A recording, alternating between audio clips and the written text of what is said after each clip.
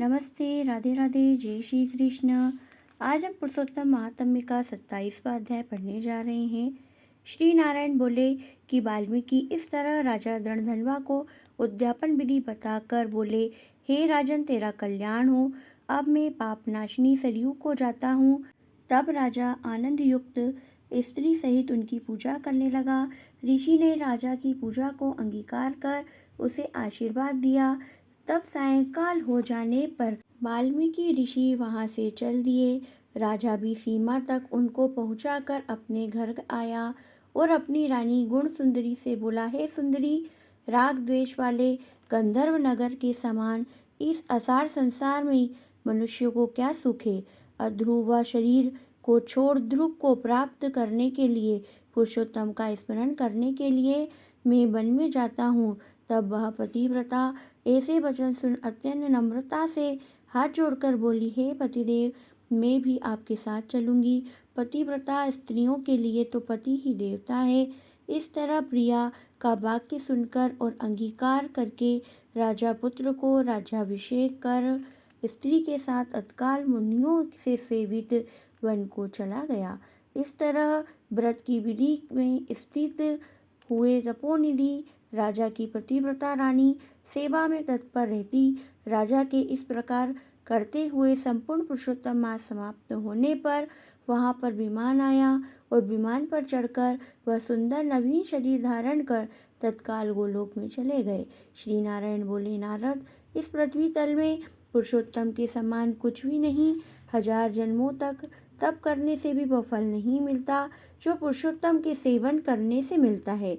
जैसे बंदर के 3 रात्रि स्नान से करोड़ों जन्मों के पाप नष्ट हो गए थे, श्री पुरुषोत्तम मास में अनजाने ही उस दुष्ट बंदर के स्नान होने से पूर्व कुकर्मों का नाश हो गया था और वह सुंदर शरीर धारण कर विमान पर चढ़कर गोलोक को चला गया था।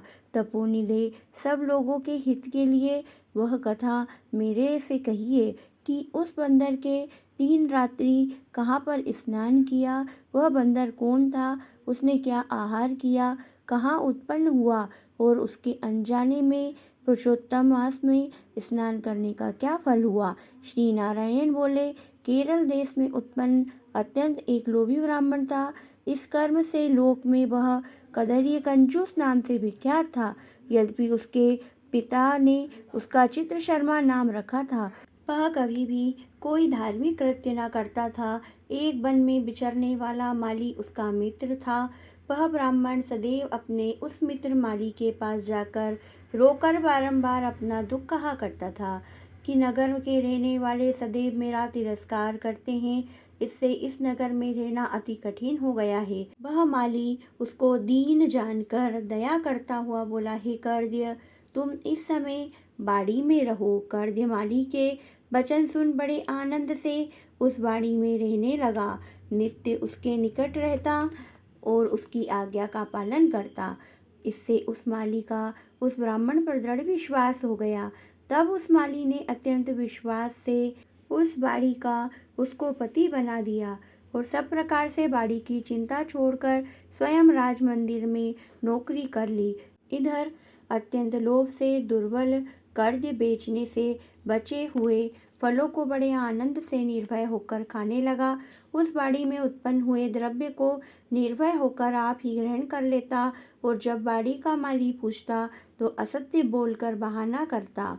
इस तरह बुढ़ापे से गलित शरीर वाला वह दुर्विद्ध कर्दय 87 वर्ष का हो गया। तत्पश्चात वह मूढ़ बुद्धि वाला कर्दय मृत्यु को प्राप्त हुआ। उसको जलाने के लिए काष्ठ भी नहीं मिला। वेदों के जानने वाले विद्वान कहते हैं कि बिना फल भोगे पाप नष्ट नहीं होते। मरने के पश्चात वह यमदूतों से मुक्तरों की मार से हाहाकार करता हुआ अति भयंकर मार्ग को चला। विलाप करते हुए उस ब्राह्मण को यमराज के दूत यमराज के पास ले गए। चित्रगुप्त उसे देखकर, उसके शुभ अशुभ कर्मों को देखकर धर्मराज से बोले, यह कर्दय ब्राह्मण अधम है। इस दुर्बुद्धि वाले धन के लोभी का कुछ भी सुकृत नहीं है। यह बाड़ी में रहता हुआ बड़े पाप कर्म करता रहा। बाड़ी के माली से विश्वासघात किया। श्री नारायण बोले, हे नारद, इस तरह चित्रगुप्त के वचन सुन धर्मराज अत्यंत क्रोध से भरे हुए वचन से बोले, यह 1000 वर्ष तक बंदर की योनि में रहे और विश्वासघात का फल उसको बाद में मिलेगा। इति श्री पुरुषोत्तम महात्म्य 27वां अध्याय समाप्त। राधे राधे। जय श्री कृष्ण।